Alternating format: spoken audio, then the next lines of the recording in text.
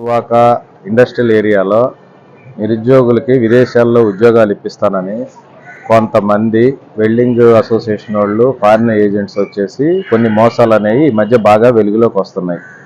దాంట్లో భాగంగా మేము నిరుద్యోగులకి వెల్డింగ్ అసోసియేషన్కి కొన్ని ముఖ్యమైన సూచనలు చేస్తున్నాం. అందులో ముఖ్యంగా మీరు ఏ జాబ్కి వెళ్తున్నారు, వెల్డర్గా వెళ్తున్నారా, అసిస్టెంట్గా వెళ్తున్నారా, విజిటింగ్ వీసాల మీద వెళ్తున్నారా, ఎంప్లాయ్మెంట్ వీసాల మీద వెళ్తున్నారా అనేది మీరు చెక్ చేసుకోవాలి. తర్వాత మీకు ఆ జాబ్ అనేది ఎన్ని డాలర్లు పర్ అవర్ ఇస్తున్నారు అనేది ఇక్కడే మీరు కన్ఫర్మ్ చేసుకొని దానికి అర్హత ఉంటేనే చేసుకోవాలి.